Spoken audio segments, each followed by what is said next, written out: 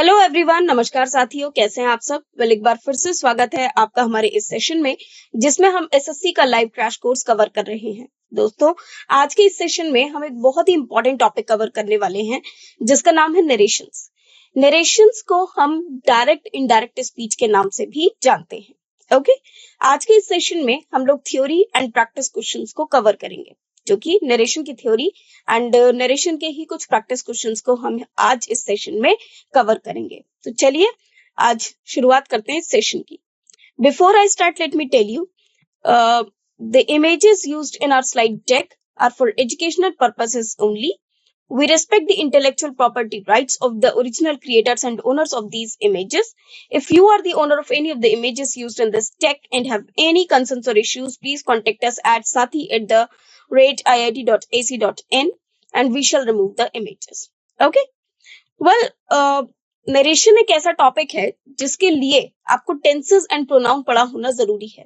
मैंने already tenses and pronoun की videos को भी कवर किया हुआ है। अगर आपने अभी तक उनको नहीं देखा है तो प्लीज एक बार उन वीडियोस को भी जरूर रेफर कीजिए, बिकॉज टेंसेस एंड प्रोनाउन ये दोनों ही चैप्टर्स आपको हेल्प आउट करने वाले हैं नरेशन के चैप्टर में भी। ओके, वेल आइए डालते हैं एक नजर कि आज के सेशन में हम लोग नरेशन से जुड़े क्या क्या कंसेप्ट को कवर करने वाले हैं। In this session, we will discuss introduction to narration, then direct narrations, indirect narration, fourth introduction of reporting verbs, then reporting verb versus reported speech, then basic rules, then direct speech into indirect speech, then rules for change of verb or tense, then practice questions.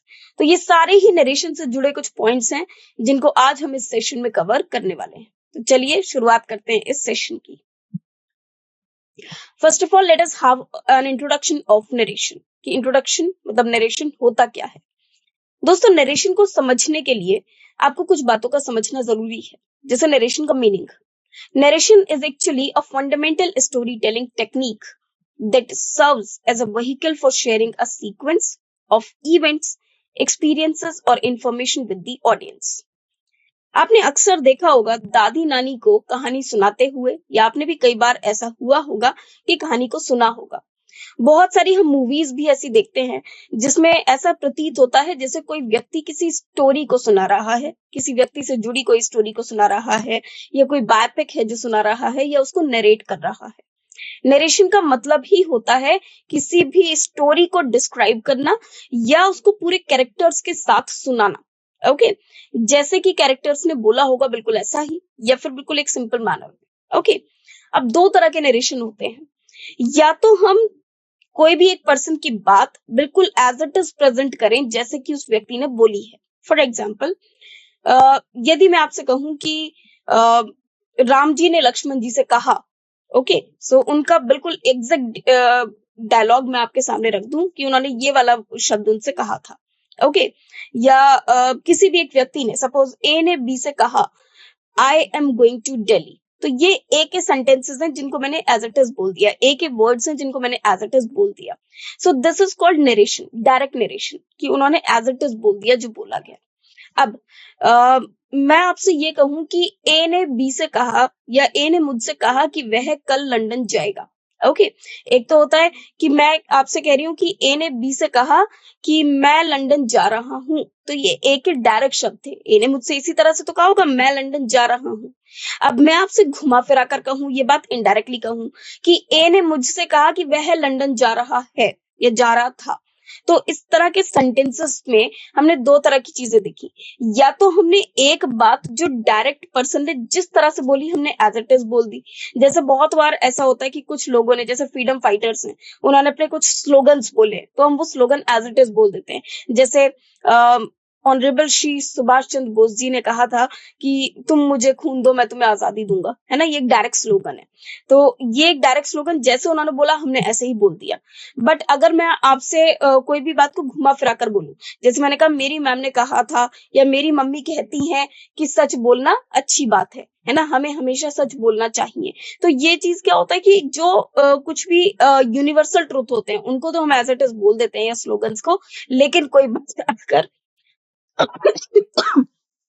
हमने किसी की बात किसी और को बोली है तो उसको अपने शब्दों में बोला है तो उसको इनडायरेक्ट नरेशन बोला जाता है।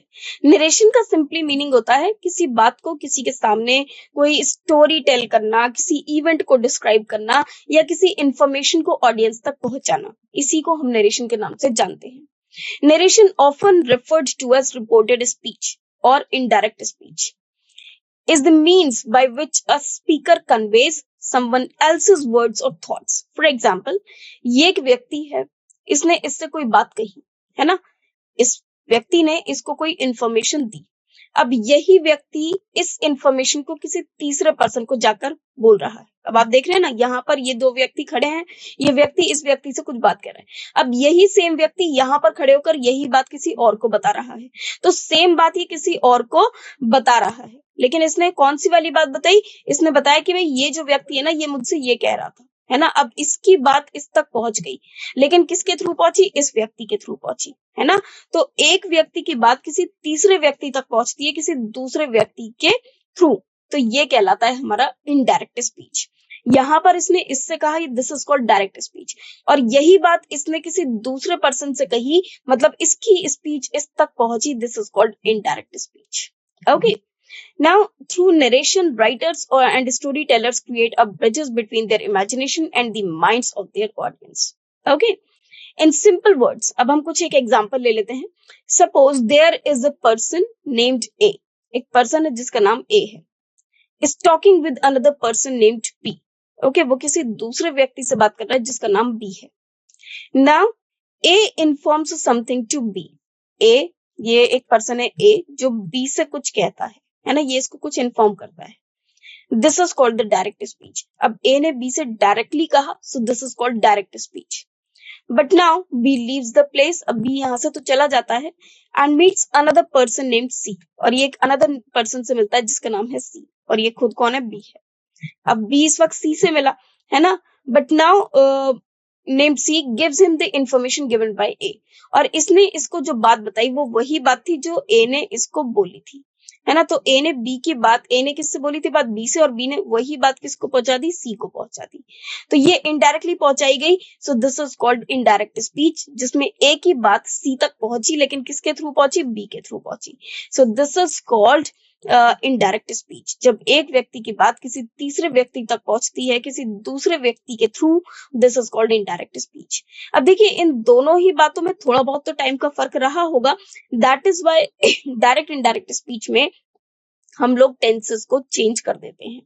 मोरोवर, ऐसा भी हो सकता है कि सपोज कीजिए कि एक स्पीकर है और एक उसको लेने वाला रिसीवर है ना? एक स्पीकर है और एक लिसनर है। अब ये जो लिसनर है, ये ए जो स्पीकर है और लिसनर है बी। ओके, सो हो सकता है कि बी अब स्पीकर बन जाए और सी लिसनर बन जाए। सो एक ही पर्सन दो अलग अलग रोल भी प्ले कर सकता है। Okay, now so this creates indirect speech between A to C. Okay, A and C. Okay, so ये बात आपको समझ में आई होगी कि कैसे एक की बात किसी तीसरे व्यक्ति तक पहुंचाई जा सकती है। ओके, नाउ एक ही व्यक्ति यहाँ पर डिफरेंट रोल भी प्ले कर सकता है। एक व्यक्ति जो बोलने वाला व्यक्ति है वही सुनने वाला भी हो सकता है, या जो सुनने वाला है वही थर्ड पर्सन भी हो सकता है। ओके, वो क्या है वो सिचुएशन हम बाद में समझेंगे। अभी फिलहाल आपको सिर्फ इतना समझना है, जब एक व्यक्ति की बात किसी तीसरे व्यक्ति तक पहुंचती है indirectly, that is called indirect speech. Okay, चलिए आगे बढ़ते हैं। नाउ अब हम समझेंगे डायरेक्ट नरेशन क्या होता है। Direct narration, also known as direct speech, is a way of conveying the exact words spoken by a person. Direct narration वो है जिसको हम डायरेक्ट स्पीच के नाम से भी जानते हैं। Is a way of conveying the exact words, जैसा एक व्यक्ति ने बोला वही सेम एग्जैक्ट वर्ड्स अगर दूसरे व्यक्ति तक पहुंचते हैं, this is called direct speech. It gives a first hand account of what was said, providing a vivid sense of the speakers expression. अब ये दोनों आपस में बात कर रहे हैं, ये व्यक्ति जो भी बोल रहा है वो डायरेक्ट ये व्यक्ति सुन रहा है ना? तो ये है डायरेक्ट स्पीच, क्योंकि एग्जैक्ट जो ये वर्ड बोल रहा है वही वर्ड इस तक पहुंचेंगे।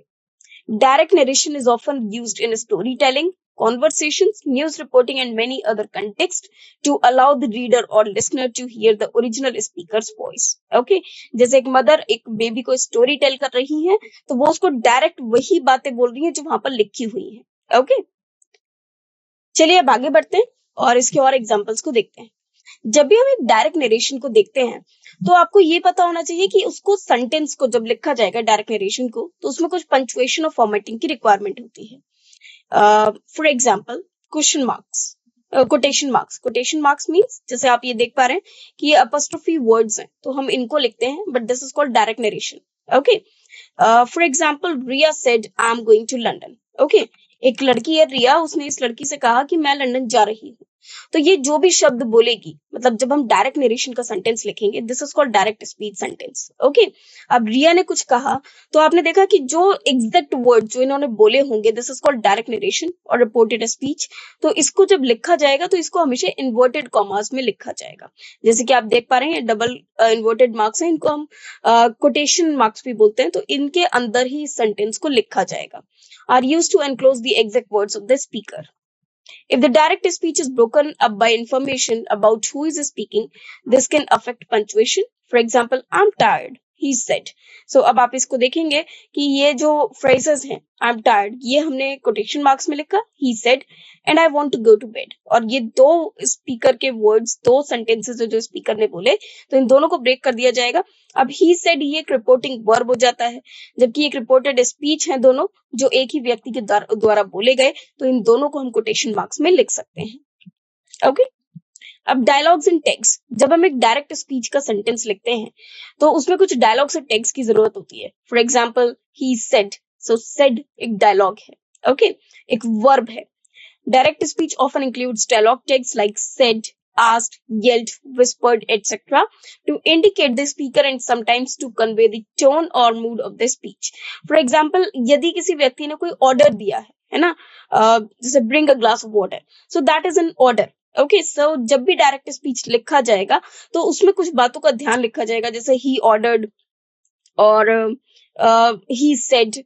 ओके, सो सेड वर्ड लिखने से ये पता लग जाता है कि इसने सब सिंपल कहा है या जिस भी तरह से कहा है तो वो क्या उसका मूड है. Is it the imperative sentence like, और इफ यू से द जो सिर्फ बोला गया है, कहा गया है, ऑर्डर दिया गया, पूछा गया है, तो वो कहीं ना कहीं टैग्स में बता देता है, जाहिर कर देता है कि स्पीकर किस टोन में बात कर रहे हैं. Okay, I don't understand this, Mary said. So said is actually the dialogue tag. Okay, or I don't understand this. This is actually the word spoken by this girl, Mary. Okay, these are the words spoken by the girl, Mary. Okay, चलिए अब आगे बढ़ते हैं. Exclamation and question marks.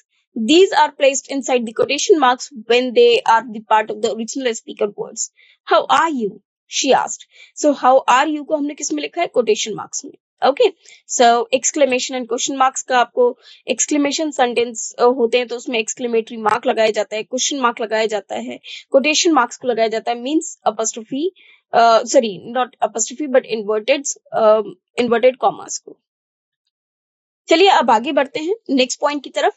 जब भी एक sentence direct narration में होता है, मतलब डायरेक्ट स्पीच में लिखा जाता है, तो टेंसेस का क्या रोल है. देखिए, सपोज कीजिए कोई व्यक्ति है ए और उसने बी से कोई बात कही जो किसी भी टाइम पर कही होगी, जिस भी तरह से उसने बोली. फॉर एग्जाम्पल बोला मैं लंदन जा रहा हूँ या मैं लंदन जा रही हूँ या मुझे रीडिंग पसंद है.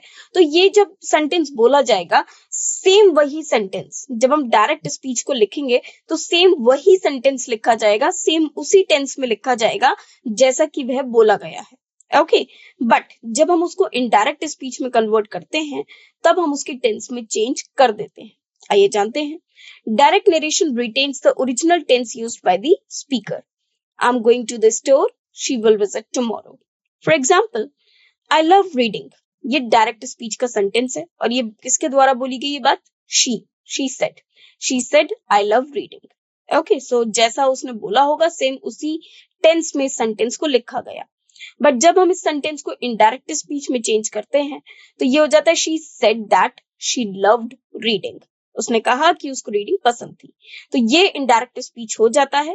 तो यहाँ पर हम जो सेंटेंस है उसी को उसके पास्ट में चेंज कर देते हैं, डायरेक्ट से इनडायरेक्ट में चेंज कर देते हैं. हाउएवर बहुत सारे ऐसे फैक्ट्स हैं, जैसे जनरल ट्रूथ्स हो जाते हैं, यूनिवर्सल ट्रूथ हो जाते हैं, जनरल फैक्ट्स हो जाते हैं, या कोई एक पर्टिकुलर कांस्टेंट स्ट्रैटेजी है, तो उसमें हम चेंज नहीं करते हैं।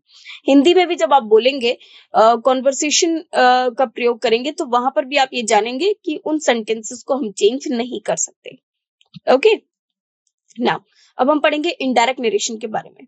Indirect narration, also referred to as reported speech or indirect speech, involves conveying what someone has said without quoting their exact words. अब हम क्या करेंगे, जो इस व्यक्ति ने इसको कहा, इसने यही बात जाकर किसी और को कह दी, तो यहाँ तो डायरेक्ट स्पीच था क्योंकि डायरेक्ट वर्ड्स बोले गए, जबकि इस व्यक्ति ने जाकर जब किसी तीसरे व्यक्ति को इसके शब्द पहुंचाए, मतलब इसके शब्द इस तक पहुंच जाते हैं indirectly through this person.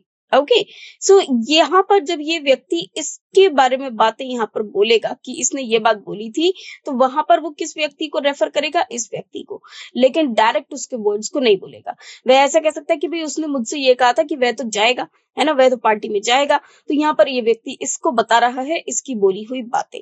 Okay, so ये कहलाता है हमारा इनडायरेक्ट नरेशन और indirect speech. Instead of relaying the statement verbatim, the speaker paraphrases the original utterance. Indirect narration is useful in summarizing, explaining, or reporting someone's speech, thoughts, or intentions. Indirect narration, punctuation and formatting. Punctuation and formatting. Unlike direct speech, indirect speech does not require quotation marks around the reported statement. जैसे कि हम direct speech में quotation marks को लगाते हैं, indirect speech में ऐसा कुछ भी नहीं होता है। इनफैक्ट वो जो कॉमा, इन्वर्टेड कॉमास हैं, they will replace with the word that. वो कैसे होता है उसको भी हम थोड़ी देर में समझेंगे। No need for a new line to or separate paragraph for each new instance or indirect speech. Okay, चलिए अब यहाँ पर जब हम एक डायरेक्ट स्पीच के सेंटेंस को इनडायरेक्ट स्पीच में चेंज करते हैं, कुछ खास बातें हैं जो हमको सबसे ज्यादा ध्यान में रखनी चाहिए, जिसमें सबसे पहला आ जाता है चेंज इन प्रोनाउंस। देखिए, pronouns in reported clause are often adjusted to match the perspective of the person recounting the statement. जब कोई एक व्यक्ति किसी दूसरे व्यक्ति को कोई बात बताता है, अब देखिए, एक व्यक्ति है ए, सपोज हम इसी का एग्जांपल ले लेते हैं, तो ये फोटो लगा है, इस व्यक्ति ने इस व्यक्ति से कोई बात कही। ओके, एंड जब ये बात बोली गई होगी तब कोई एक पर्टिकुलर टाइम हो रहा होगा, ठीक है, सपोज अभी सुबह हो रही है। Okay, this is morning. अब जब ये बात यहाँ पर ये गया और ये आया और यहाँ पर इस वक्त आफ्टरनून हो गई, ये बात इसने किसी दूसरे व्यक्ति को बताई। ओके, अब देखिए, जब ये पर्सन इस व्यक्ति की बात इसको पहुंचा रहा है, तो इस वक्त मॉर्निंग है, इस वक्त आफ्टरनून, टाइम गैप हो गया, जिसकी वजह से हम टेंस में चेंज कर देंगे। दूसरा, ये व्यक्ति इस व्यक्ति से कोई बात कह रहा है, अब जब ये बात बताएगा इसको, तो ये नहीं कहेगा कि मैं कह रहा हूं, क्योंकि मैं तो ये कह सकता है, लेकिन ये व्यक्ति क्या कहेगा, उसने ये कहा था, है ना, मैं तो वो यूज नहीं करेगा, ये यूज कर रहा है मैं, है ना, मैं लंदन जा रहा हूं, ये यूज करेगा वह लंदन जा रहा है। ओके, वह कल लंदन जा रहा है या कल लंदन जाएगा, तो इस तरह से वो सेंटेंसेस का प्रयोग कर सकता है। लेकिन यहाँ पर जब ये व्यक्ति इसको रेफर करेगा, तो ये इसके लिए कोई एक पर्टिकुलर प्रोनाउन का प्रयोग करेगा, तो हम लोग क्या करते हैं, प्रोनाउन में चेंजेस करते हैं। अब प्रोनाउन अगर आपको थोड़ा सा याद हो, तो प्रोनाउन में हमने पढ़ा था first person, second person, third person. तो फर्स्ट पर्सन, सेकंड पर्सन और थर्ड पर्सन के अकॉर्डिंग ही हम किसी भी प्रोनाउन में चेंजेस लेकर आते हैं। वो कैसे लाते हैं उनको अभी हम थोड़ी देर में समझेंगे। सपोज डायरेक्ट सेंटेंस है, he said I am ready, जैसे ही हम इसको चेंज करेंगे ये हो जाएगा ही सेड दैट। अब देखिए, कॉमा इन्वर्टेड कॉमास की जगह क्या आ गया, दैट। हालांकि इसको अभी हम डिटेल में समझेंगे। आई की जगह हम लोग ही का प्रयोग करेंगे, ही वॉज रेडी। ओके, अब देखिए, यहाँ पर आई आ रहा था, लेकिन जैसे ही हमने इसको चेंज करा इनडायरेक्ट स्पीच में, यहाँ पर आई की जगह हो गया ही, क्योंकि ही किसको रेफर कर रहा है, ही को। ओके, सो इस तरह से हम लोग देखते हैं कि हम लोग किस व्यक्ति का यहाँ पर प्रयोग करेंगे। ओके, अब उसने कहा कि मैं रेडी हूं, तो ये बात किसने कही, ही ने कहा, तो ही ने तो कहा आई एम रेडी, मतलब जब हम बोलेंगे तो हम कहेंगे उसने कहा था कि वो रेडी है, इसलिए हम यहाँ पर ही का प्रयोग करते हैं। ओके, चलिए अब आगे समझते हैं इनके बारे में कुछ और रूल्स को। जैसे प्रोनाउन चेंज होती है, किस तरह से चेंज होती है वो भी अभी हम डिटेल में समझेंगे। इसी तरह वर्ब टेंसेस भी चेंज होते हैं, मतलब जो भी सेंटेंस आपका पास्ट में या प्रेजेंट में बना होगा उसे उसके पास्ट में लेकर जाइए, वो सेंटेंस कन्वर्ट हो जाएगा। The tense often shifts back when converting direct speech into indirect speech, especially when the reporting verb is in the past tense. For example, direct sentence है I'm eating and indirect will be he said that he was eating. So देखिए I का किस में change हो गया, he में, I'm eating मतलब was eating, क्योंकि पास्ट में ये बात हो गई। ओके, सो ये प्रेजेंट में हो रही है, जबकि इसमें गैप है तो वहां पर क्या हो जाएगा, पास्ट टेंस हो जाएगा। ओके, अब देखिए हम इनडायरेक्ट नरेशन में पढ़ेंगे चेंजेस इन रिपोर्टिंग वर्ब। हम रिपोर्टिंग वर्ब में भी कुछ टेंस चेंजेस किया करते हैं, वो क्या होते हैं आइए उनको पढ़ते हैं।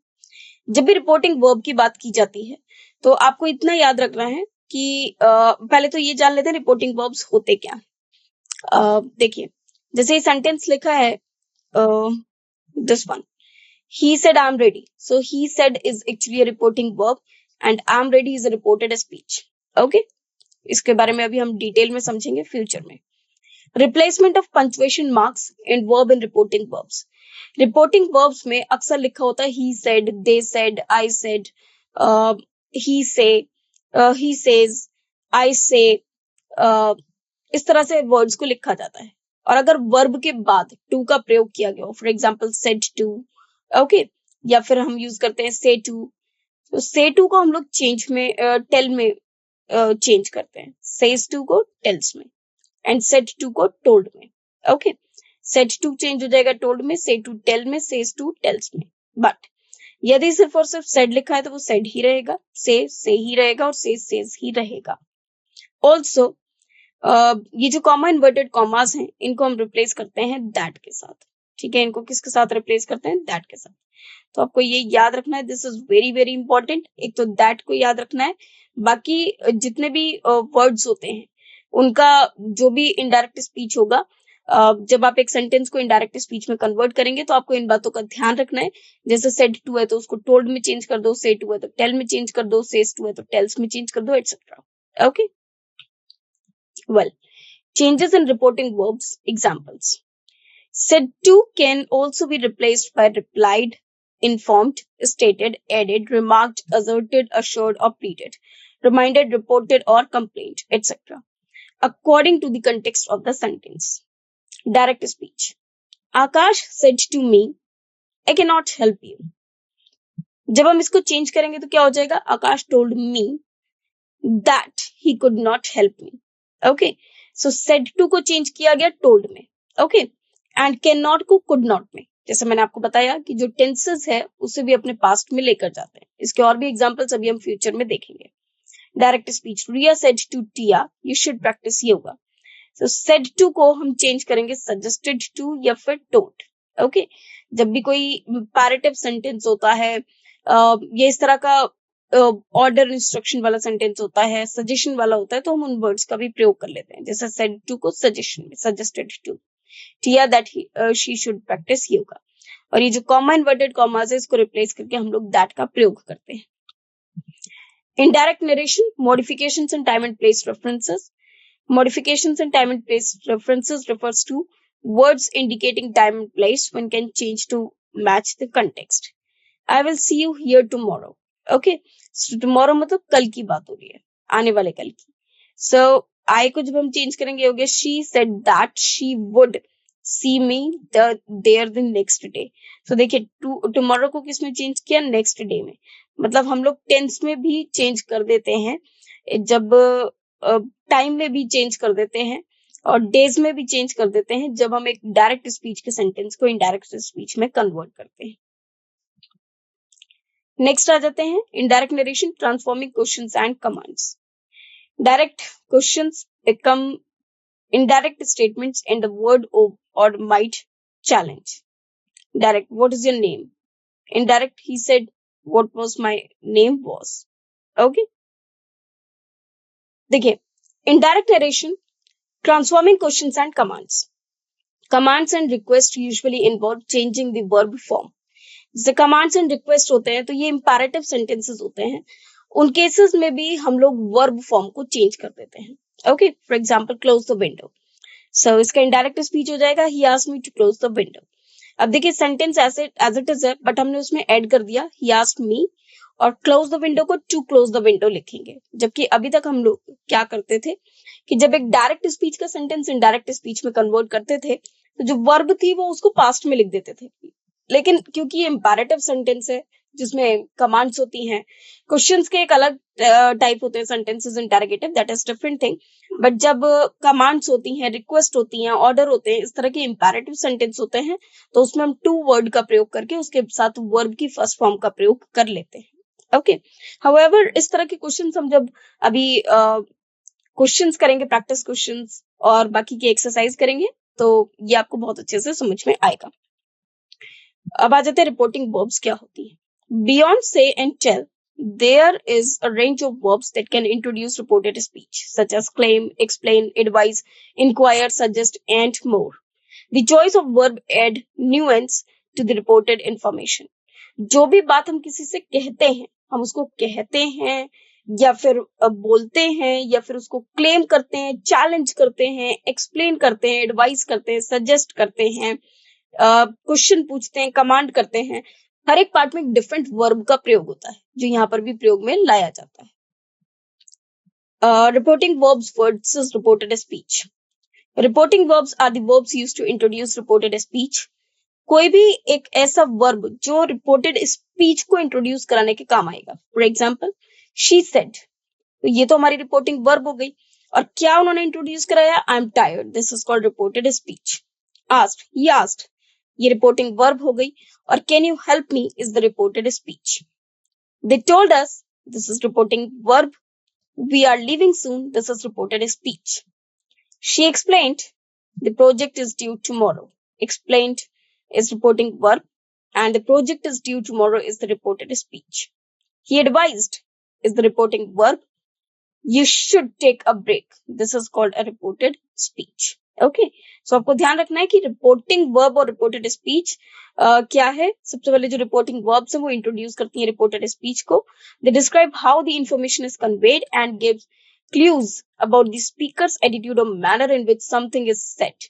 Common reporting verb includes, okay, for example, that we have already read. Reported speech, also known as indirect speech, involves conveying what someone has said without quoting their exact words. It often requires changes in pronouns, verb tenses, and sometimes word order. For example, direct speech, she said, I'm going to the store. And इसका reported speech क्या हो जाएगा, she said that she was going to the store. Okay, so एक direct speech का indirect करना, वो जो शब्द बोले जाते हैं, that is also reported speech. Okay, चलिए आइए अब हम बेसिक रूल्स को पढ़ते हैं। जब हम बात करते हैं बेसिक रूल्स, मतलब किस तरह से एक डायरेक्ट स्पीच को इनडायरेक्ट स्पीच में कन्वर्ट किया जाता है, उसके कुछ बेसिक रूल्स हैं जिसमें चेंजेस की बात की जाती है। मतलब जब हम एक डायरेक्ट स्पीच को इनडायरेक्ट स्पीच में कन्वर्ट करेंगे तो हमें कुछ चेंजेस का ध्यान रखना होता है। वो कौन से होते हैं, आइए जानते हैं। अब बेसिक रूल्स में सबसे पहले बारी आती है सब्जेक्ट चेंज की। इसमें आता है फर्स्ट पर्सन प्रोनाउन। तो सबसे पहले हम फर्स्ट पर्सन प्रोनाउन के बारे में ही पढ़ेंगे। अब सेंटेंस जब जिसमें एक डायरेक्ट स्पीच में एक रिपोर्टिंग वर्ब है और एक रिपोर्टिंग स्पीच है। ओके, नाउ आपको ध्यान रखना है कि हमारे पास 3 पर्सन्स होते हैं, first person pronoun, second person pronoun and third person pronoun. इनको हमने प्रोनाउन में अच्छी तरह से पढ़ा हुआ है। फर्स्ट पर्सन का मतलब होता है आई और we, second person is you, third person is he, she, it and they. Okay, तो सबसे पहले बात कर लेते हैं फर्स्ट पर्सन की। When the subject of reported speech, अब देखिए ध्यान से पढ़िएगा, when the subject of reported speech, किसकी बात हो रही है, सब्जेक्ट की, जो कि किसका सब्जेक्ट है, रिपोर्टेड स्पीच का सब्जेक्ट है, is a first person pronoun. यदि रिपोर्टेड स्पीच का सब्जेक्ट फर्स्ट पर्सन प्रोनाउन है, सच एज आई और वी। अब फर्स्ट पर्सन प्रोनाउन कौन से होते हैं फ्रेंड्स, आई और we. It changes according to the subject of the reporting verb in indirect speech. जैसे ये आप सेंटेंस देख पा रहे हैं, Rudresh said to me, I shall go to the mall today. Now इसमें अगर आप I को देखेंगे, this is reporting speech and this is reporting verb. Okay, and this is reported speech. अब reporting speech में जो हमारा फर्स्ट पर्सन जो सब्जेक्ट है, रिपोर्टेड स्पीच का जो सब्जेक्ट है, this is first person pronoun. अब जब हम इस सेंटेंस को इनडायरेक्ट स्पीच में कन्वर्ट करेंगे तो आई को आपको चेंज करना होगा। किसके अकॉर्डिंग चेंज करेंगे आप? रिपोर्टिंग वर्ब के सब्जेक्ट के अकॉर्डिंग। अब रिपोर्टिंग वर्ब का सब्जेक्ट कौन सा है friends? Rudresh. Okay, and Rudresh is actually name of a boy. Okay, अब हमें इस सेंटेंस को जब इनडायरेक्ट स्पीच में चेंज करना है तो आप क्या करेंगे? It changes according to the subject of the reporting verb in its indirect speech. First person pronoun in direct speech will be replaced by appropriate pronouns or nouns in the indirect speech depending on the subject of the reporting verb. किस पे depend करेगा वो? Subject of the reporting verb पे। Okay, जैसे आई है तो आई को subject के अकॉर्डिंग चेंज करेंगे और सब्जेक्ट क्या है? रिपोर्ट रुद्रेश। तो रुद्रेश के लिए हम नॉमिनेटिव केस क्या यूज कर सकते हैं? क्या पर्सनल प्रोनाउन यूज कर सकते हैं? ही यूज कर सकते हैं। ओके, नाउ अब इसका इनडायरेक्ट स्पीच क्या बनेगा फ्रेंड्स? Rudresh told me. अब देखिए, अभी हमने पढ़ा था कि सेड टू को किस में चेंज कर दिया जाएगा? टोल्ड मी में। सो रुद्रेश टोल्ड मी दैट। अब कॉमा इन्वर्टेड कॉमास को रिप्लेस करके क्या लिख दिया गया? दैट। अब ये फर्स्ट पर्सन प्रोनाउन है जिसको रिप्लेस करेंगे रुद्रेश के अकॉर्डिंग, जो कि हो जाएगा ही, क्योंकि रुद्रेश के लिए हम लोग क्या लिखते हैं? ही। अब शेल मतलब विल या शेल, सो उसको चेंज करेंगे वुड में, क्योंकि टेंस भी चेंज होते हैं। किस तरह से होते हैं इनको हम बाद में समझेंगे। अभी आप सिर्फ इतना जान लीजिए कि जो भी टेंस आपका जो भी रहेगा वो अपने पास्ट में चला जाएगा। He would go to the mall that day, और टुडे को हम चेंज करेंगे दैट डे में। ये भी हम पढ़ेंगे लेटर ऑन। ओके, इसी स्लाइड्स में लेटर ऑन हम डिस्कस करेंगे। एक एक करके सारे चेंजेस पढ़ेंगे, तो अभी हम सिर्फ एक ही चेंज पढ़ रहे हैं, सब्जेक्ट चेंज। एग्जाम्पल्स देख लेते हैं। Direct speech is I as the subject. Direct speech, I will call you tomorrow, I said. Okay, so I said तो आपकी रिपोर्टिंग वर्ब हो गया और ये रिपोर्टेड स्पीच हो गया। अब जो सब्जेक्ट है ये रिपोर्टेड स्पीच का सब्जेक्ट है, and this is first person pronoun. तो जब आप इसे इनडायरेक्ट स्पीच में चेंज करेंगे तो क्या बनेगा? I said that I would call you the next day. So I said आ गया सबसे पहले, फिर दैट आ गया कॉमा इन्वर्टेड कॉमास को हटाकर। अब देखिए, आई आपका फर्स्ट पर्सन प्रोनाउन है जिसको आपको रिपोर्टिंग वर्ब के सब्जेक्ट के अकॉर्डिंग चेंज करना है, और यहाँ पर रिपोर्टिंग वर्ब का जो सब्जेक्ट है वो भी क्या है? आई है। So I would call you the next day. मैंने तुमसे कहा था कि मैं तुम्हें कल फिर से कॉल करूंगा। Okay, so I said that I would call you the next day. Tomorrow को हम क्या लिख सकते हैं? The next day. In this case, the subject I. In the direct speech remains I. In the indirect speech, because the reporting subject is also I. There is no change in the subject pronoun since they are the same. Okay, तो यहाँ पर pronoun में आपको इसलिए same नहीं मिला, change नहीं मिला, क्योंकि ये दोनों ही सेम है। Okay, now direct speech with I and the third person reporting verb. I'm going to finish the report, she said. अब जब आप इसको चेंज करेंगे, सो यहाँ पर लिखा है she said, this is reporting verb. Okay, अभी थर्ड पर्सन आप ऐसे मत देखिए, आप सिर्फ ये देखिए she said, ये रिपोर्टिंग वर्ब है। और ये क्या लिखा है? I'm going to finish the report, मतलब रिपोर्टेड स्पीच का जो सब्जेक्ट है आपका वो फर्स्ट पर्सन प्रोनाउन है, that is it. सो ये हो जाएगा she said that। अब ये I को किस में चेंज कर देंगे हम? she में, क्योंकि हमें रिपोर्टिंग वर्ब के सब्जेक्ट के पास जाना होगा जो कि है she. So she was going to finish the report. I in the direct speech changes to she. In the indirect speech, because the reporting verb subject is she, the pronoun change to match the subject of the reporting verb. Next आ जाते हैं, अगर we आ जाए subject. So we are planning a trip, they said. So we, ये reported speech है जिसका subject we है, वो भी फर्स्ट पर्सन प्रोनाउन है। तो आपको सब्जेक्ट के अकॉर्डिंग जाना है रिपोर्टिंग वर्ब के।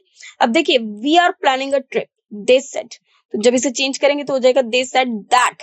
अब वी को हम लोग क्या लिख सकते हैं? They were planning a trip. Okay, are का वर हो जाएगा। ओके, दे क्यों आया फ्रेंड्स? क्योंकि यहाँ पर जो सब्जेक्ट है वो क्या है? दे है। ओके, और दे का जो नॉमिनेटिव केस होता है वो दे ही रहता है। Okay, so in this example, we is in the direct speech changes to they. In the indirect speech, aligning with the reporting verb subject, which is they. Direct speech with I and a different verb subject. I need your help, he said. He said that he needed my help. अब देखिए, I need your help, he said. So he said पहले आ गया, that. अब देखिए, यहाँ पर I है reporting verb का जो सब्जेक्ट है, इसको हम रिपोर्टिंग वर्ब के सब्जेक्ट के अकॉर्डिंग चेंज करेंगे।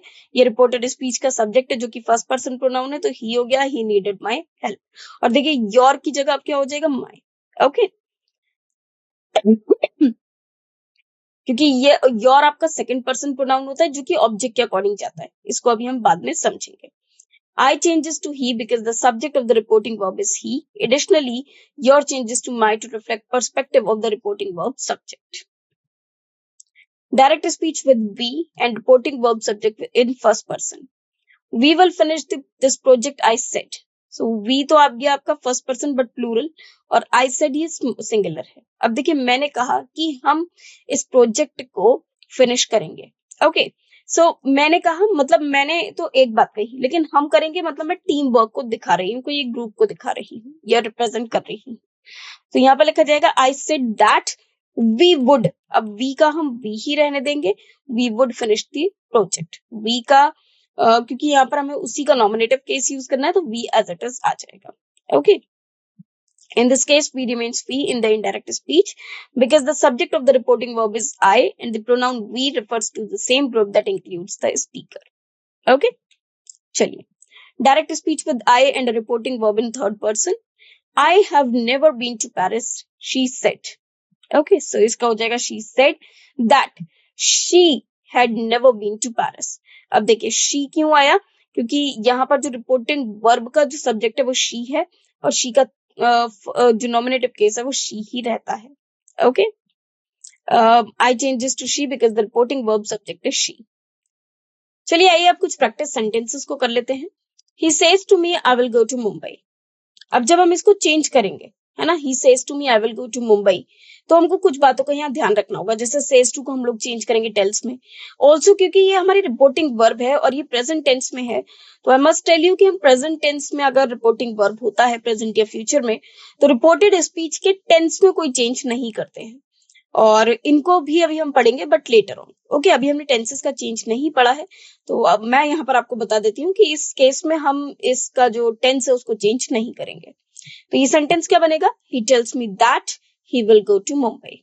ओके टेंस सेम रहेगा, सेज टू टेल्स में चेंज हो जाएगा. Me as it is inverted commas को हटाकर हम दैट लिखेंगे. एंड आई क्योंकि फर्स्ट पर्सन प्रोनाउन है उसे सब्जेक्ट के अकॉर्डिंग चेंज करना है, तो हम यहाँ पर ही का प्रयोग करेंगे. Hrithik said to me I have lost my pen. So जब हम इसको चेंज करेंगे तो क्या बनेगा? Hrithik told me that he had lost his pen. अब I को किसके अकॉर्डिंग चेंज करना है? सब्जेक्ट. सब्जेक्ट कौन है? ऋतिक. और ऋतिक के लिए हम लोग क्या यूज करेंगे? he. have का head हो जाएगा, lost his pen. my pen की जगह his pen. Ritu said to me I have lost my pen. Same. Ritu told me that she had lost her pen. अब देखिए she क्यों आया? क्योंकि यहाँ पर ऋतु की बारी आ रही है. ऋतु लड़की है तो हमने she का प्रयोग किया, और इसी तरह से हम लोग यहाँ पर पॉसेसिव केस में भी her का प्रयोग करेंगे. अब आ जाते हैं जब सेकंड पर्सन प्रोनाउन की बात होती है. When converting reported speech from direct into indirect speech, the subject of the reported speech second person pronoun changes according to the object of the reporting verb. अभी तक हमने सब्जेक्ट के according चले थे, अब हम ऑब्जेक्ट के अकॉर्डिंग चलेंगे. For example Alice said to Ravi. So Ravi यहाँ पर इस रिपोर्टिंग वर्ब का ऑब्जेक्ट हो जाता है, और रिपोर्टिंग स्पीच का जो सब्जेक्ट है वो क्या है? यू है, जो कि एक सेकंड पर्सन प्रोनाउन है.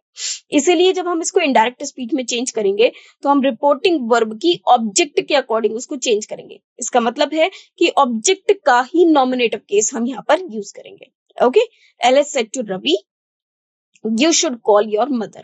So इस केस में you आपका सेकंड पर्सन प्रोनाउन हो जाता है, और जब भी हमारे पास रिपोर्टेड स्पीच, ये हमारी रिपोर्टेड स्पीच है, इसका सब्जेक्ट यदि सेकंड पर्सन प्रोनाउन है, तो जब आप इसे इनडायरेक्ट स्पीच में कन्वर्ट करेंगे तो आपको इसे चेंज करना है according to the object of the reporting verb. Okay reporting verb के ऑब्जेक्ट को उसके नॉमिनेटिव केस में आप लिख देंगे. तो ये हो जाएगा आपका Alice advised Ravi that he should call his mother. Okay अब आप देख सकते हैं Alice advised Ravi that he, अब you किसके अकॉर्डिंग चेंज हुआ? रवि के according. that he should call his mother. Okay second person pronouns. The second person pronoun you is indirect speech, typically changes to he, she or they, or we in indirect speech depending on the object of the reporting verb. तो किसके according? Object of the reporting verb के according change होता है.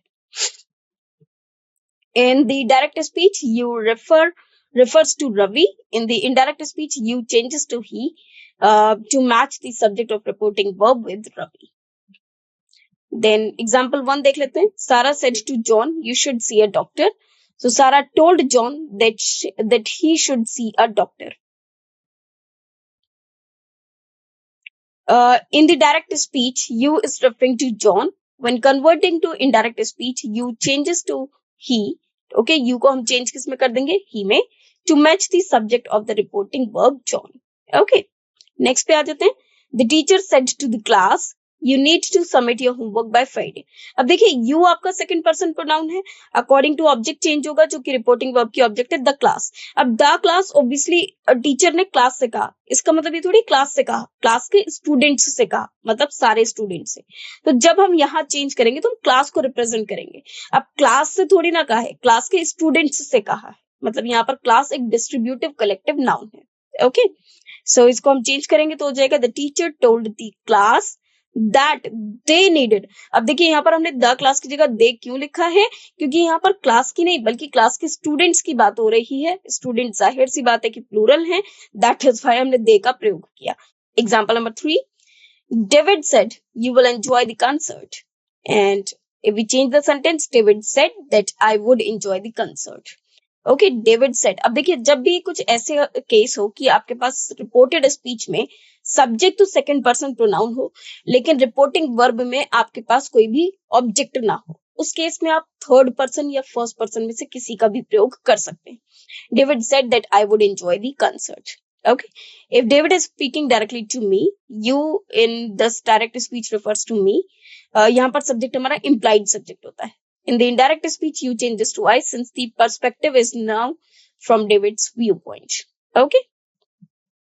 Example number 4. The teacher said to the students, you need to complete your assignments. अब students की बात हो रही है तो यू को रिप्लेस करेंगे स्टूडेंट्स के साथ, तो स्टूडेंट्स का जो नॉमिनेटिव केस है वो दे हो जाएगा. So the teacher told the students that they needed to complete their assignments. Okay. Here you refers to the students. In the indirect speech, you changes to they to match the subject of the reporting verb, which is the students. Okay. और इसीलिए your को भी हम लोग there में change कर देंगे. Now my friend said to me, you will love this movie. So you according to me change हो जाएगा. So I would. So my friend said that I would love the movie. Said to okay, my friend said, यहाँ पर हम ऐसे भी कर सकते थे, my friend told me that. Okay, ये भी हम लिख सकते थे. So in this case, you is in the indirect speech refers to me. In the indirect speech, you changes to I to reflect the reporting is from my friend's perspective. Next, अब ये कुछ practice sentences हैं. He says to me, you will go to Delhi. So he says to me that I will go to Delhi. और tense change नहीं होगा, you को change करेंगे me के अकॉर्डिंग, मी का नॉमिनेटिव केस हो जाता है आई.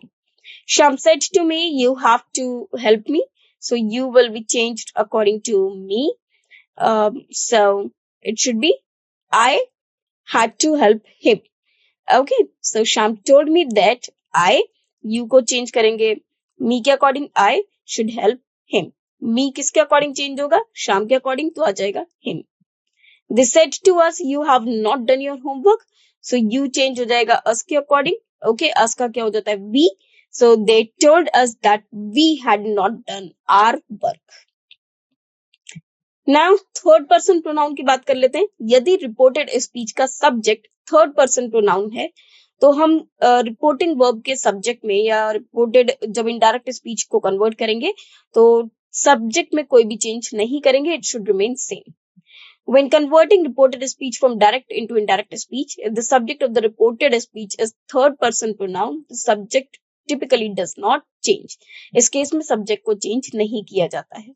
This is because the third person pronouns in the reported speech already refer to the individuals or entities that are neither the speaker nor the listener. So there is no need to adjust the perspective. Direct speech to indirect speech in the cases where the subject of the reported speech is third person pronoun, example he, she, it or they, the pronoun remains the same when converting to indirect speech. This is because the third person perspective does not shift with the change in reporting. For example, Rudresh said to me he will go to the mall today. So इसको जब change करेंगे, Rudresh told me that he would go to the mall that day. अब today का that day कर दिया, will का would, लेकिन ही third person pronoun है जो कि ही रहेगा. So Maria said he's coming to the party. Maria said that he was coming to the party. He or he is the third person pronoun referring to someone other than Maria or the listener. In indirect speech, he remains he and only the tense changes from is to was. Example 2, direct speech. John said they are working on the project. So John said that they were working on the project. In this case, they refers to the group of people other than John and the listener. The pronoun they stays the same in the indirect speech and only the tense changes from are to were. Then example 3, the manager said it needs to be completed by tomorrow. So it is actually the third person pronoun which will remain same. So the manager said that it needed to be completed by the following day. So tomorrow को हमने change किया है following day में and it को it ही रहने दिया है. Whereas needs to एक verb है, so needed to इसका past tense हमने form किया है. Next, कुछ practice sentences देख लेते हैं. He says to me he will go to Patna. He says to me that he will go to Patna. I said to them he has gone to Buxar. He has to go to Buxar. And it is Buxar. I told them that he had to go to Buxar. She said to you they will arrive. She told you that they would arrive. Okay. फिर आ जाते हैं हम लोग कुछ direct speech into indirect speech. आइए कुछ sentences और देख लेते हैं. First person, she says I am in 10th class. Second person, he says to her, you have not done your homework. Third person, everybody says they have completed the task. अब ये बिल्कुल same वैसे ही sentences हैं. जब इनको indirect speech में change करेंगे तो I को change कर देंगे she में. यहाँ पर you को change करेंगे she में क्योंकि हर आपका objective case है और they को they ही रहने देंगे. तो आइए देख लेते हैं इसके indirect speech क्या बनेंगे. First का बन जाएगा she says as it is आ जाएगा that she is in 10th class क्योंकि टेंस में कोई चेंज नहीं होगा. मोरओवर सब्जेक्ट आपका फर्स्ट पर्सन हो जाएगा. जब ये आ जाता है second person, so he says to her, तो ये हो जाएगा ही टेल्स हर दैट. अब यहाँ पर यू आ रहा है, यू को चेंज करेंगे ऑब्जेक्ट के अकॉर्डिंग, तो आ जाएगा she has not done her task क्योंकि यहाँ पर प्रेजेंट टेंस आ रहा है तो यहाँ पर टेंस में चेंज नहीं होगा. Third person, everybody says that they have completed the work. अब आपने देखा कि जब भी हमारा ये प्रेजेंट टेंस था या फ्यूचर टेंस था तो हम उसकी टेंस में, रिपोर्टेड स्पीच की टेंस में कोई भी चेंज नहीं करेंगे. जैसे ये डायरेक्ट स्पीच टेंस है. अब हम यहाँ पर एक टेबल देख लेते हैं कि किस तरह से एक डायरेक्ट स्पीच को इनडायरेक्ट स्पीच में जब कन्वर्ट किया जाता है तो हम टेंसेस का चेंज किस तरह से करते हैं. फ्रेंड्स, इसको बताने से पहले मैं आपको यहाँ पर ये सेंटेंसेस के थ्रू कुछ दिखाना चाहूंगी. हमने अभी तक देखा कि जब हमारे पास ये टेंस था सेज, ओके, तब हमने इस टेंस में जब इसको इनडायरेक्ट स्पीच में कन्वर्ट किया तो इस टेंस में ये अगर प्रेजेंट है तो प्रेजेंट में ही रहने दिया. जबकि अगर यहाँ पर रिपोर्टिंग स्पीच हमारी पास्ट में थी, जैसे सेड लिखा हुआ था, तो यहाँ का टेंस भी हमने चेंज कर दिया. इसका रीजन क्या होता है फ्रेंड्स, वो भी हम देख लेते हैं. पहले उसी पेज पर हम चलते हैं डायरेक्ट कि the reporting verbs tense affects whether or not the tense of the direct speech changes. यदि हमारे पास दो चीजें हैं, एक रिपोर्टिंग वर्ब और एक रिपोर्टेड स्पीच, यदि रिपोर्टिंग वर्ब का टेंस, रिपोर्टिंग वर्ब मतलब जैसे लिखा हुआ है ये सेंटेंस है, I will go to the store. No, let me show you. This is, ये reporting verb है और ये reported speech है. So this is reporting verb, she says. So ये वाला एक तो ये tense हो गया she says, ये भी आपका present tense है, और I'm in 10th class ये भी आपका present tense है. तो अभी हम सिर्फ इसकी बात कर रहे हैं reporting verb की. यदि reporting verb का tense आपका present indefinite tense है या simple present tense है या फिर मतलब कोई सा भी टेंस हो, प्रेजेंट इंडेफिनिट हो, चाहे वो प्रेजेंट का कोई सा भी टेंस हो, present continuous, present perfect, present perfect continuous, या फिर वो फ्यूचर का कोई भी टेंस हो, मतलब प्रेजेंट या फिर फ्यूचर, उस केस में हम कभी भी कोई भी चेंज नहीं करेंगे टेंस में, रिपोर्टेड स्पीच की टेंस में. मतलब जब हम उस सेंटेंस को इनडायरेक्ट स्पीच में कन्वर्ट करेंगे तब उसकी टेंस में हम कोई भी चेंज नहीं करेंगे यदि वो प्रेजेंट या फिर फ्यूचर में है. लेकिन अगर वो पास्ट में है तो सब कुछ अपने पास्ट में चला जाएगा.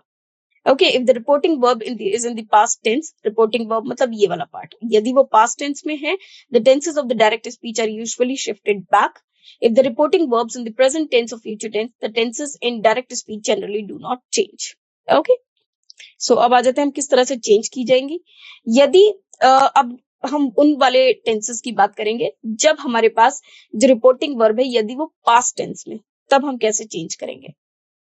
यदि सेंटेंस हमारा प्रेजेंट सिंपल का है, मतलब जो डायरेक्ट स्पीच की जो टेंस है वो प्रेजेंट सिंपल है, ओके, उसको हम पास्ट सिंपल में चेंज कर देते हैं। जैसे डायरेक्ट लिखा हुआ है आई ईट ब्रेकफास्ट, तो ईट प्रेजेंट सिंपल है, और इसको पास्ट में कैसे चेंज करेंगे, पास्ट सिंपल में। So he said that he ate breakfast. Past continuous में है, प्रेजेंट कंटिन्यूअस में तो पास्ट कंटिन्यूअस में हो जाएगा। For example I am reading a book, so he said that he was reading a book, so am का was हो जाएगा। प्रेजेंट परफेक्ट को पास्ट परफेक्ट में चेंज कर देंगे, I have finished my homework, so have को change कर देंगे हैड में, that he had finished his work. Present perfect continuous है तो उसको पास्ट परफेक्ट कंटिन्यूअस में चेंज कर दिया जाएगा। I have been working all day, तो इसको लिखा जाएगा he said that he had been working all day. अब अगर पास्ट सिंपल में है, this is very very important, यदि पास्ट सिंपल में है तो उसको पास्ट परफेक्ट में चेंज किया जाएगा। जैसे I saw the movie, he said, तो इसको चेंज करेंगे ही said that. Saw past indefinite है तो चेंज करना है पास्ट परफेक्ट में, he had seen the movie. Past continuous में है तो उसको हम चेंज करेंगे पास्ट परफेक्ट कंटिन्यूअस में। I was watching TV, this is past continuous, so इसका चेंज हो जाएगा he had been watching TV. अब देखिए ही सेड दैट ही, अब आई को चेंज करा होगा सब्जेक्ट के अकॉर्डिंग, तो he had been watching TV. यदि जो टेंस है वो पास्ट परफेक्ट टेंस है तो उसमें कोई चेंज नहीं करेंगे, वो टेंस पास्ट परफेक्ट ही रहेगा। I had left before you arrived, तो ये सेम रहेगा, he said that he had left before I arrived. No change remains past perfect continuous, past perfect continuous है तो उसमें भी कोई चेंज नहीं करेंगे। यदि डायरेक्ट स्पीच लिखा है I had been studying for arts, तो उसको चेंज करेंगे रिपोर्टेड में, he said that he had been studying for arts. Future simple, अब फ्यूचर सिंपल कंडीशनल सिंपल क्यों लिखा गया, फ्यूचर सिंपल का मतलब है जैसे हमारे पास subject plus will shall plus first form verb है, तो उसको जब हम चेंज करेंगे तो आपको विल का वुड बना देना है। अब जैसे हम कंडीशनल सेंटेंसेस में करते हैं ना, विल का वुड बना देते हैं, उसको पास्ट में करने के लिए शुड बना देते हैं, तो ये हमारे पार्ट्स रहेंगे। ओके, सो फ्यूचर सिंपल को कंडीशनल सिंपल में बनाएंगे। जैसे I will go to the store है, सो बस विल का क्या कर देंगे, वुड कर देंगे। कंडीशनल कंटिन्यूअस को फ्यूचर कंटिन्यूअस को कंडीशनल कंटिन्यूअस में किया जाएगा। For example will be travelling, तो इसका क्या बन जाएगा, विल को वुड में कर देंगे, वुड बी ट्रैवलिंग। फिर फ्यूचर परफेक्ट को कंडीशनल परफेक्ट में, मतलब विल हैव फिनिश्ड को वुड हैव फिनिश्ड, बस। शेल को शुड हैव फिनिश्ड, कैन को कुड हैव फिनिश्ड, मोडाल को भी इस तरह से हम लोग चेंज करेंगे।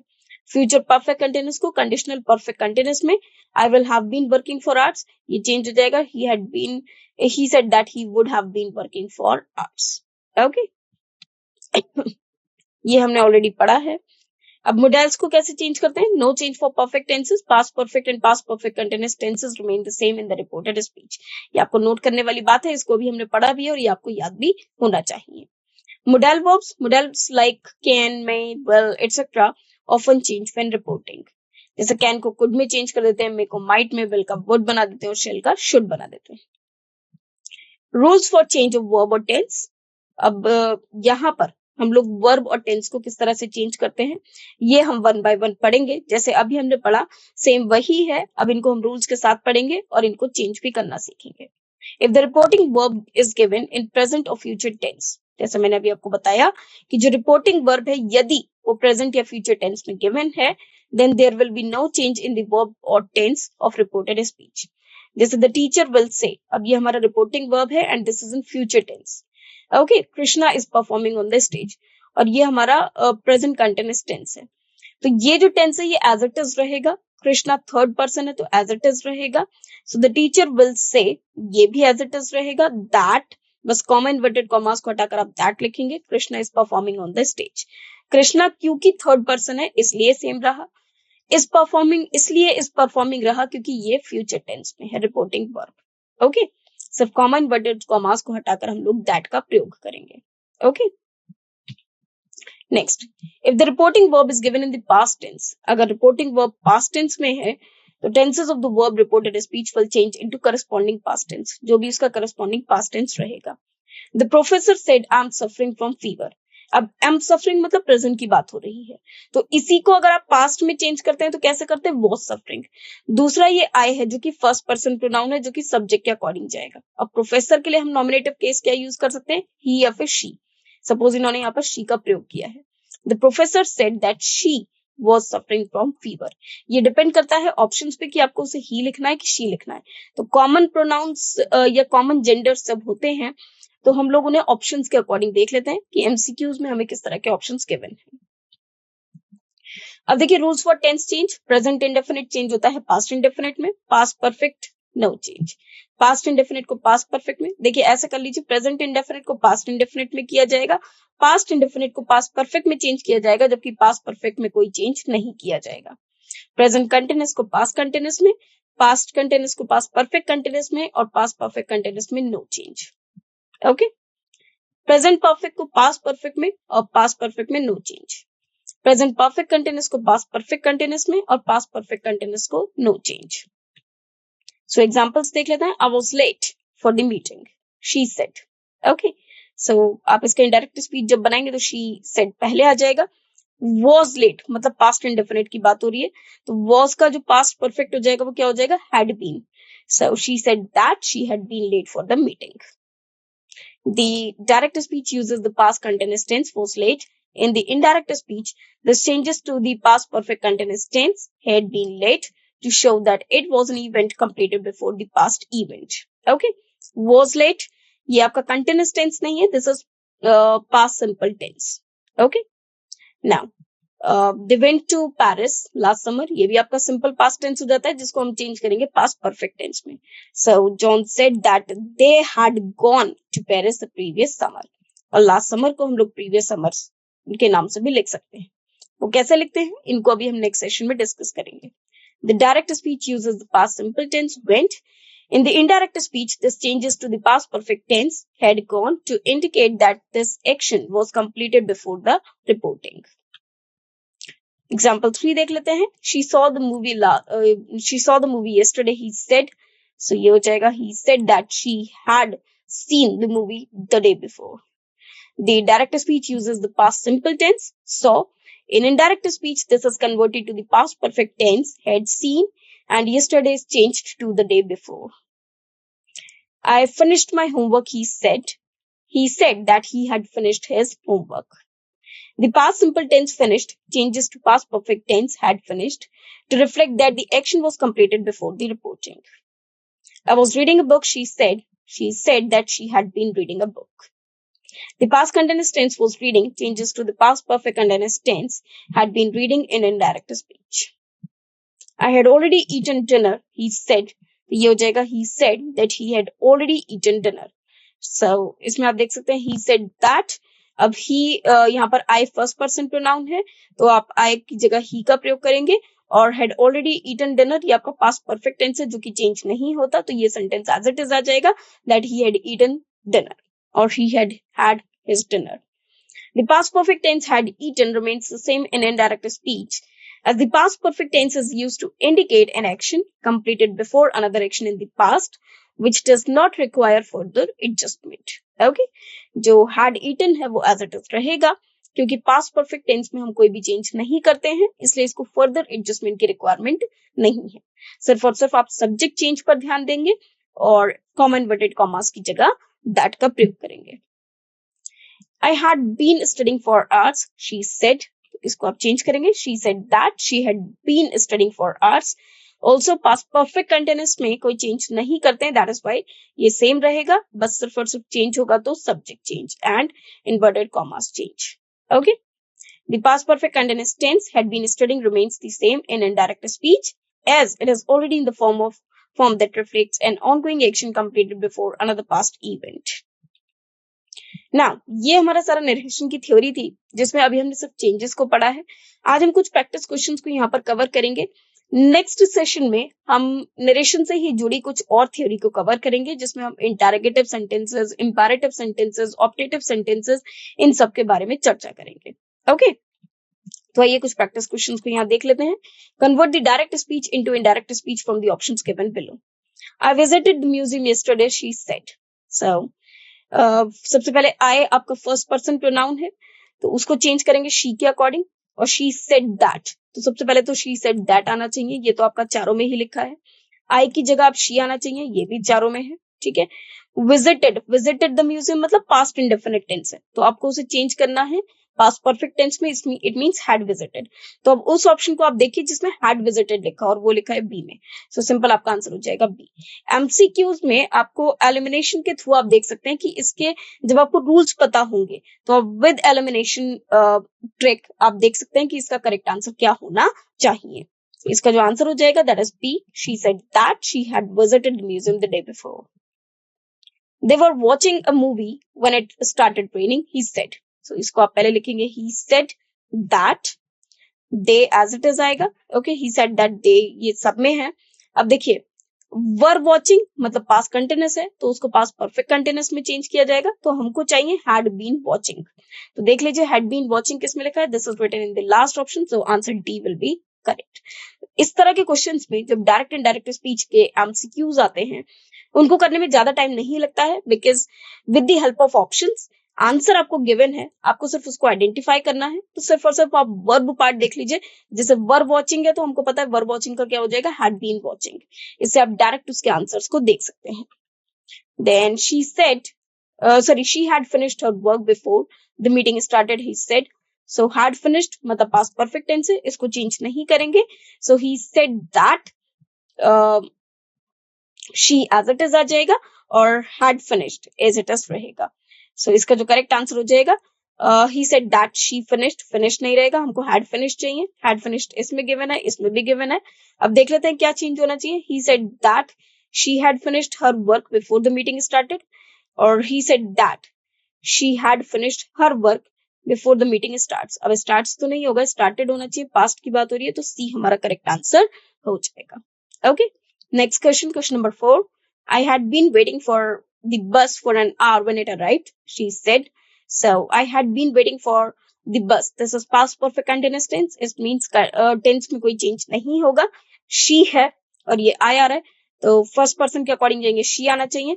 So she said that she had been waiting. Okay, so this is had been waiting for the bus for an hour when it arrives. Arrives नहीं होना चाहिए, past tense आएगा, so arrived, so हमारा C correct answer हो जाएगा। so हो सकता है ये वाला स्ट्रक्चर सेम हो, बट इसमें आप जाकर देख सकते हैं कि ये वाला स्ट्रक्चर सही होगा जबकि ये वाला स्ट्रक्चर गलत होगा, तो इससे भी आप इजिली आइडेंटिफाई कर सकते हैं answer with the elimination trick. Now this is the last practice question of today's session. I will call you after I finish my homework, she said. So जब इसे चेंज करेंगे तो she said that, I will है, so I would हो जाएगा, she would हो जाएगा। Okay, so she said that she would call me after she finished her homework. I finish का finished हो जाएगा, she finished हो जाएगा। अब यहाँ पर आपने देखा would आ रहा है, she would, बट यहाँ पर finishes आ रहा है जो नहीं होगा, यहाँ पर finished होना चाहिए। So she called me, no, so यहाँ जो करेक्ट आंसर हो जाएगा that will be A, which is absolutely correct. Okay, so आपको एक एक पार्ट देखना है, जैसे आप देख सकते हैं विल का वुड होना चाहिए और फिनिश का फिनिश्ड होना चाहिए, ये दोनों जहां पर मैच हो जाए वही हमारा करेक्ट आंसर हो जाएगा। ओके, सो आई होप ये सारे पैटर्न्स आपको समझ में आए होंगे, क्वेश्चंस आपको समझ में आए होंगे, थ्योरी भी आपको समझ में आई होगी। मोरओवर जो इसके एक्स्ट्रा पॉइंट्स हैं that we will discuss in the next session. Okay, so आज के लिए इतना ही रखते हैं। ऐसे ही कंसेप्ट्स के लिए जुड़े रहिए मेरे साथ, जब तक के लिए थैंक्स टू यू।